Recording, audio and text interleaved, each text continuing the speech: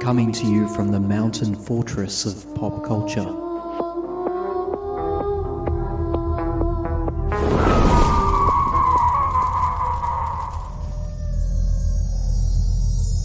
You're listening to Time to Talk. Artists seem to get in the way of the music.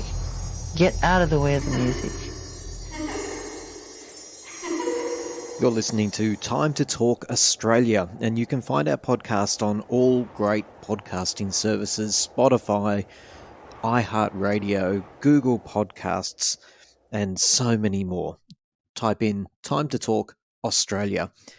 Well, I hope you've been having a fantastic week like I have. There's been plenty to eat up, to lap up, and to enjoy.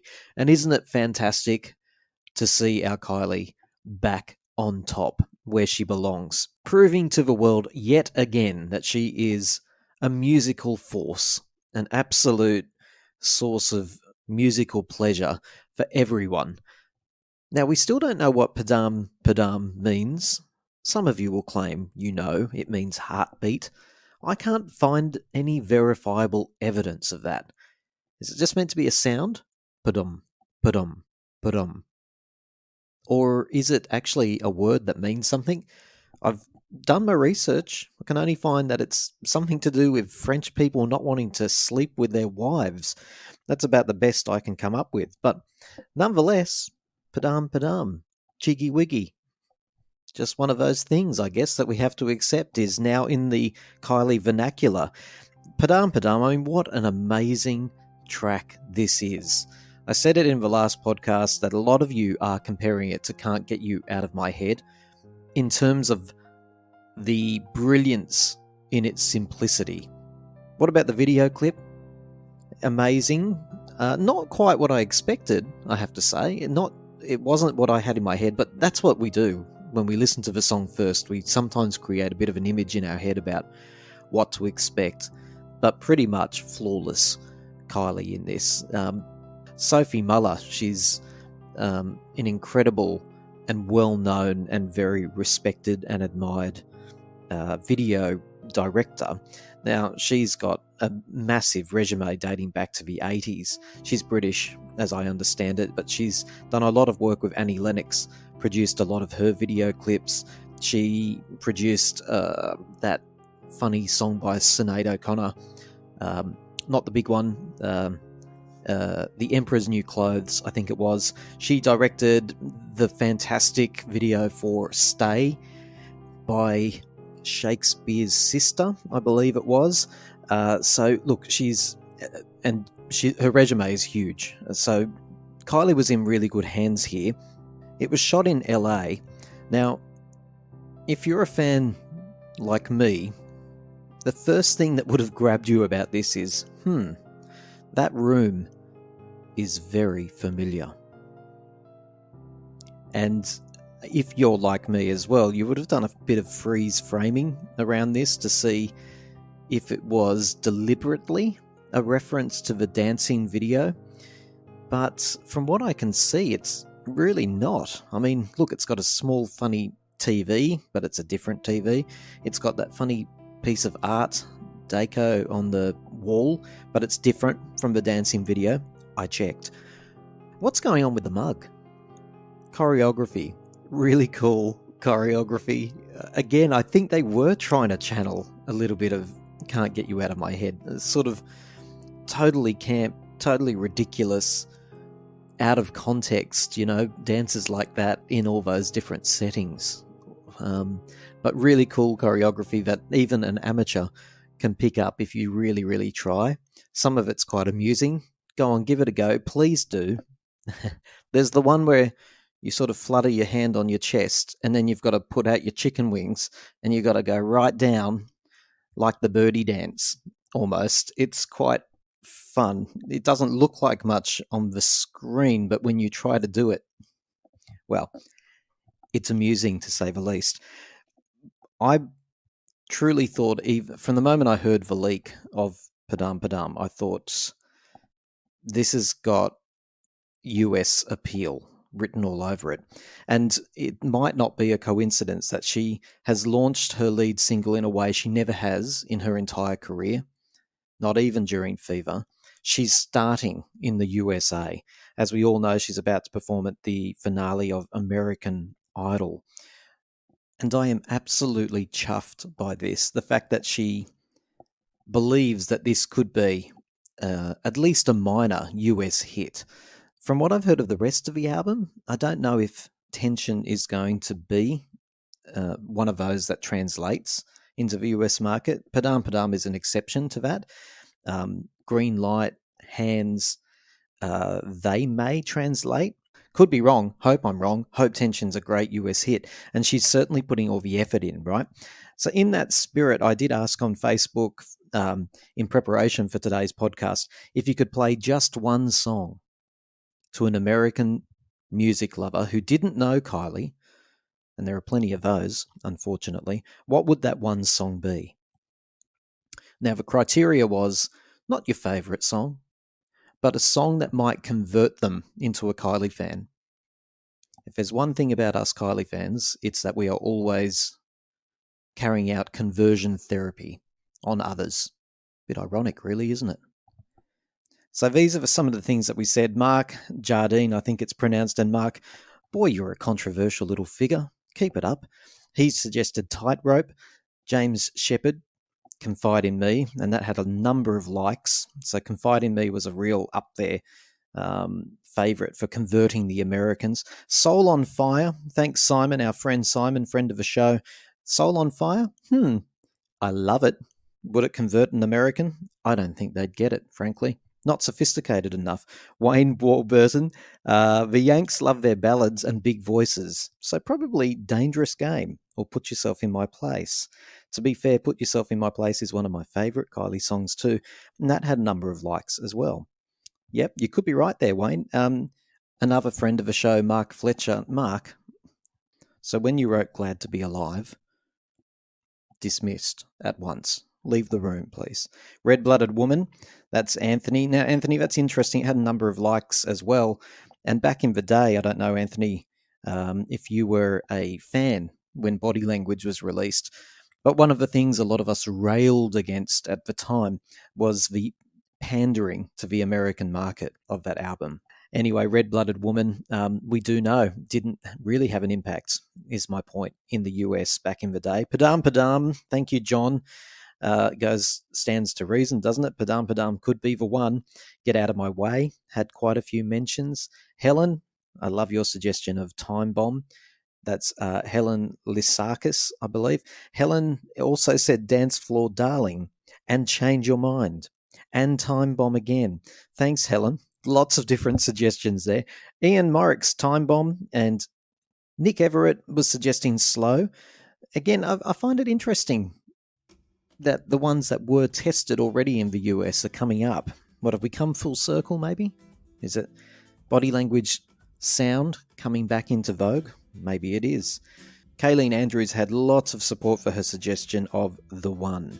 In my humble opinion, she says it's the best Kylie track ever. I love the production, the heart, the Kylie written lyrics. A newbie won't recognise it, but it certainly won't be forgotten, she says. Zeus Jupiter, you listen to the show a fair bit. Love Affair from the Fever album. Interesting pick. The Freemasons mix of The One. Thank you, Paul. Wanting to be very specific there. Craig Beecroft Smith, Ocean Blue. Good song, Craig, but no, that just wouldn't crack the charts anywhere, really, to be honest. It's not a top 10 hit. Stars, although, Craig, slap on hand for me, that wasn't the brief, was it? The brief was, let's convert a fan, not let's make an impact on the charts. So forgive me. Stars, absolutely not. Michael C. Cohen. Sorry, that wouldn't convert anybody. Christopher Aaron Slade, What Do I Have to Do? I've always had this little fantasy of what do I have to do being updated in an American style. For some reason, that sticks out as a possibility for me. Shocked, What Do I Have to Do? Americanized. Imagine that. I think it would be fantastic. And modernized as well, obviously. Update update the get Kylie to sing it again. Get in the studio, Kylie. Redo the vocals. Jesse Rodriguez right here, right now. I believe you'd probably be talking about the more recent version of that, not the one off the Let's Get To It album. And there were many, many more suggestions, and I so appreciate that you all took part in that How to Convert a US Fan. Sometimes amateurs know best, and a lack of professionalism is all you'll hear on the Time to Talk show. Join Tim and his panel of guests as they wade their way through a range of news, music, and pop culture treats. Time to Talk, the show hosted by amateurs for unprofessional listeners.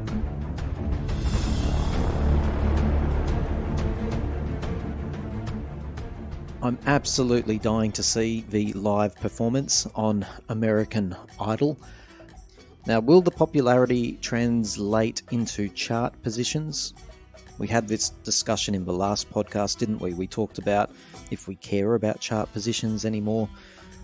And I accused all of you of lying if you pretended you didn't care about the success, commercial success of a Kylie single. At the time of recording this podcast, the official video is just on the cusp of breaking through its first 1 million views. I have a feeling that most of those 1 million views would be repeat, because when you watch it once, you're going to watch it more than once, right? So can you halve that? Is it actually 500,000 individual viewers? Possibly. Look, it's been described as hypnotic and electro, sleek, thumping, catchy as hell, dance pop. It's been described as euphoric, unmistakable, techno pop.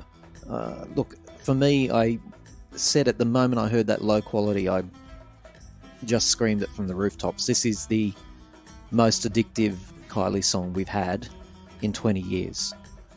It's been absolutely acclaimed across the board. Have you heard anyone say anything bad about Padam Padam? I bet you haven't. We're getting people going, oh, wow, yeah. Oh, wow, this is good. Gee, that's catchy. Some people, the only criticism I've heard, and it was very mild, is that it's a little bit, her vocals might be a bit overproduced. But gee whiz, that's a bit of a low blow. It fits into exactly what this song's trying to do. And what do you think? Does it sound very contemporary? Is it 2023? Does it sound like what you'd expect to hear on the charts these days? Not too sure if this is true, but apparently the mid-week sales for Padam Padam in the UK, it means it's peaking at number 8 at the moment. Now, those of you who listened to the leak will know that there is a difference in that chorus, which has taken me a while to get used to. Take Off All My Clothes was repeated twice in the demo that we were all listening to when we shouldn't have been, and now it's And Get to Know Me Close. I guess they just wanted to, a lot of people said it was to make it a less X-rated or, R-rated, but that's ridiculous because they kept in the line of Take Off All My Clothes. It's just to break up the monotony a little bit, I think. And as for all the headlines, this has been happening to Kylie since Tears on My Pillow, and especially Better the Devil You Know onwards, where they say it's going to be her sexiest and raciest piece of work ever. Did you hear that before it was actually released? Everyone's saying it's the steamiest song she's ever released. And the video, it's going to be R-rated. What rubbish. We all know Kylie, she has a very firm line in the sand around that. And I'd heard the low quality leak at that point. So, it's certainly sexy and it's sultry, but gee, look at her back catalogue. Can you think, like me, of plenty of songs that are a lot more risque than Padam Padam? And I would love for you to leave a comment about this. What do you think of this rumour that it was meant to be a collaboration with Dua Lipa? Is that true, do you think? Or does just people make up crap? Because I have a feeling it's the latter. really. I can't even imagine this song being a collaboration. It's too short, isn't it, for a start? And then the additional rumor is that you can, if you listen carefully or play it backwards or put your fingers in your ears while you listen, you can hear Dua Lipa in the background doing backup vocals. Load of old tosh, I think. And have you, like me, noticed the approach she's taking? Where is she, right? I love the fact that she's keeping herself a bit mysterious. I don't know if that is the plan moving forward. I really hope it is. Less interviews. Don't humanize yourself during the period of Padam Padam because it's mysterious and ethereal and you seem supernatural. Stay that way. Be everywhere, but don't say a word. Now, in the last podcast, I said that the entire album was about to leak. And my goodness, I've been torn apart for suggesting that. Called a liar, an exaggerator, all kinds of things. Very mixed reaction on that topic. And look, I understand that. A lot of you don't want it to leak. And a lot of you think that I was just saying it to be controversial. Not true. There have been a super truckload of leaks from her back catalogue, starting from around X forwards. I think there's been full demos leaked from every era. Are you a bit like me, though, and wish that we didn't get some of it? Rose is a Rose is the one that's sticking out for me at the moment. I'm loving the disco track, even though I understand fully why they left it off the album. And there's a track that talks about $1 million, and it's swirling around in my head. I love the tune, but I don't know what it's called. There's just so much. You must be the same as me, and trying to deal with this deluge in some sort of methodical way. It's like, wow, I've been dreaming of this day forever where all this stuff would just come through. Not necessarily all at once, by the way, but here it is. Are you wading your way through, trying to sort out, okay, here's a basket for the ones I want to keep listening to. Here's a basket for the ones I'll probably never listen to again. It's sort of fun, right? So tell me, which one of the tracks you're loving at the moment? Which one of the leaked tracks are you spinning on high rotation? I would love to know, because depending on your taste, some of those demos are going to mean a lot to you and some of them are going to be trash, to be honest. So to go back to that idea that I said the whole Tension album was about to leak, well, that was part of it. Part of the rationale for making that statement was, my God, someone has... And do you agree with this? Somebody very close to Kylie and her team have done this piece of work. This isn't someone who just received a CD previewing some demos back in the day. That's not what's going on here. This feels personal. It feels like somebody close to the team. In fact, you'd almost guess it has to be, right? And it feels like malice. Put it this way, if you're raiding a closet and there's something in there that you really enjoy, if you're a fan, and you sneak it out and you share it, that's one thing. But it's another thing to raid the closet and just chuck everything out the window and onto the street. And that's what this feels like. It's a reckless leakage of Kylie's back catalogue, really personal work that has been under lock and key. So I think I'm quite justified in saying that Tension will leak well before September. Every song on Tension, the deluxe version, mind you, has had a sample at least leak. It's intriguing because there are some people who seem to be in the know that say that this was quite deliberate from Kylie's camp. But if that's true, it defies all the logic of marketing, doesn't it? We're in May at the time of recording this. The album isn't out till September. I understand the concept of doing a sampler before a release of an album, particularly to rouse the fan base, because that's where you start. You rouse your fan base who start sharing, talking, getting excited. But 4 months away?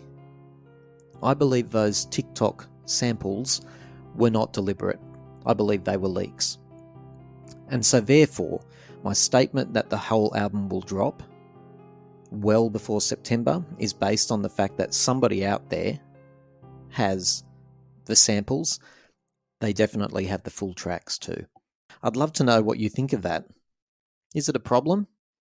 Do they need to change the whole campaign? Will it damage the sales?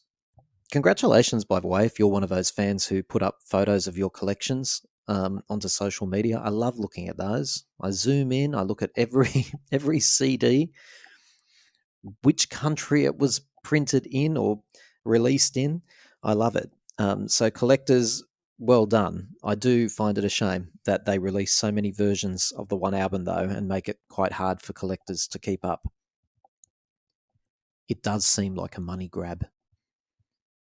Okay, and the final topic today is, what should single number 2 be? Don't scream at me. Don't scream at me. Let's just enjoy single number 1.